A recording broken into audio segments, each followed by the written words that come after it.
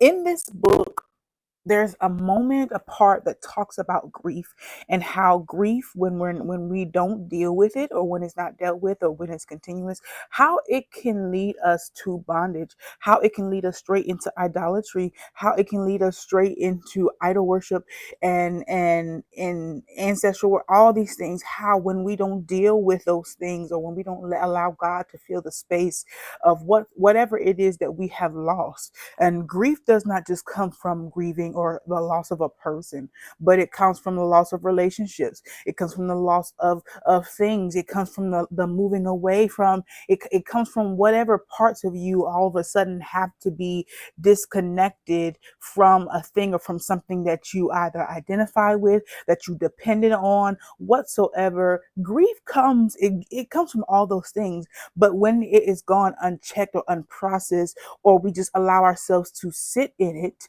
uh, it can cause us more harm. It can cause us to fall into things that we don't have no business being in. One of the things that I know that I've had to deal with because of what's on my bloodline is ancestral worship, and the idea that of course we have, of course we know we have ancestors, but there's this calling upon ancestors and keeping them in remembrance by doing certain things, by setting up altars, by setting up things, setting up altars, offering sacrifices and all these, and keeping these rituals and keeping these traditions and things that are supposed to be honoring them and essentially are worshiping them.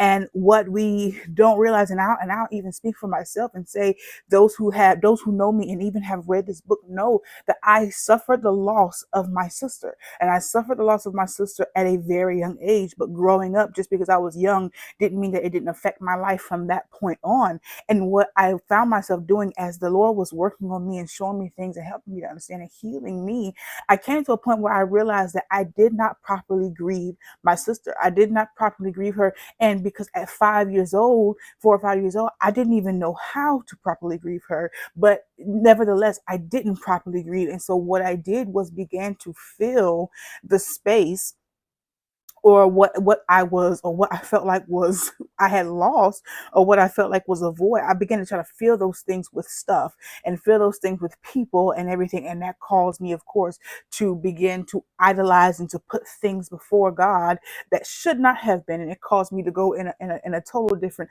direction than what I would have thought I would have gone. And like I said, read the book. You just need to read. Just read. I'm not gonna say it all. I'm just gonna say read the book. But it caused me to go to that, and even to act in certain ways because I just didn't process it, and I didn't know how to process it. But what I didn't know is I was falling into the same patterns, even with what I was doing to honor her, or to honor her memory, or to honor her, these things. I did not know that what I was doing was a part of even the ways of the divination and things. I did not even know that, even as I would sit, and we see this happen a lot when people pass away, we may go on social media and we will sit and write letters. We will write letters, we will write things, we will speak out these things, and we will talk to, or think that we're talking to our loved ones who have passed away. And we will say these things, and we will essentially pray to them, praying or saying things and speaking things that are speaking to certain altars. And because of that, we are finding ourselves wrapped up in some things that we shouldn't be. And when we hear people say things like, watch over me, keep watching over us, and keep doing this, and keep leading us, and when something good happens, or when something seems to happen, I feel like so and so was there with me, and all these things, because we're looking for the feeling, and we're looking for that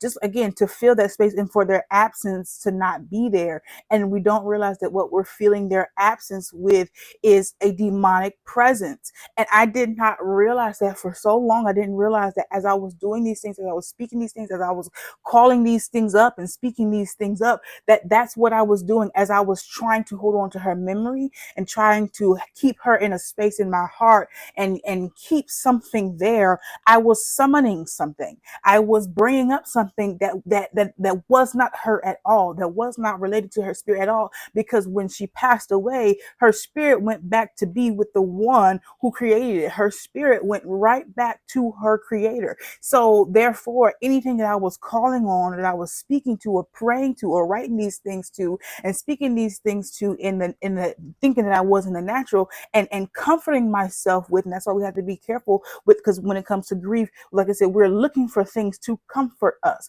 We're looking for things to fill those spaces, to cope, to comfort us. And oftentimes what we choose to comfort us are not God, and they are demonic presences. They are demonic presences. And when these demonic presences come, we open doors in our lives and we open up ourselves to bondage, and these things begin to attach, and then these things begin to come, more and more begin to come, and we begin to even come in more contact. And I can tell you this from testimony, that you begin to come in contact with more individuals who are working and operating in this, to the point where things will begin to, you begin to literally just, one compromise, they say, oh, it's not always the big sins, you know what I'm saying, because it's little sins, that's the small foxes, okay, be the small things that build up, the small compromises, the small sins, the small things that we're passive about, that we continue to do, that before we know it, we are busting hell wide open in divination, busting hell wide open in witchcraft, busting, I mean, we busting into it, and like, I don't even know how I got here. But we got there because we were trying to comfort ourselves, and because we were mourning, and because while we were mourning, we were speaking and calling on something, or thinking that we were calling on something and trying to keep something close, but just had no knowledge, no realization of what actually we were calling to us, and what actually we had done raised up in the spirit, what altars we had done actually raised up in the spirit to allow or to call these things off of, and call these things to ourselves, and to strengthen. Of course, the more that we do it, the stronger that altar becomes, of course.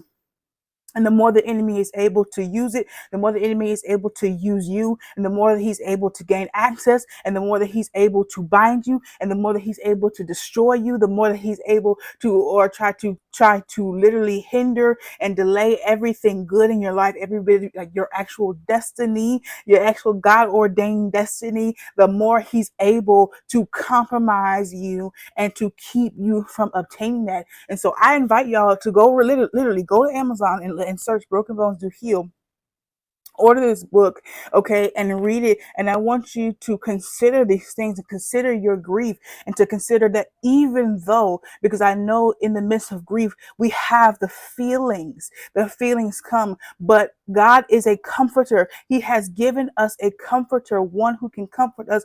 And everything that we believe that we lost, or that we feel that we lost, that part of us that we have felt that we have lost, God has both the power and the capacity to fill it, and to fill it with something that does not cost you your soul. That whatever God is going to gives to you to fill that space, and while helping you to process and to help you get through those emotions and things, it's not going to cost you your soul in the end, as it would if you continue to try to cope, as it would if you would continue in your own strength. God's grace is sufficient for us, okay? And we don't have the strength, okay? We don't really have what it takes for us to fill, or to fill the spaces in us, or to fill to fill the empty voids in us. We don't really have that. And there's nothing in this world, there's no person, there's no thing, no money, no amount of money, nothing that actually can take the place, or that can actually fill up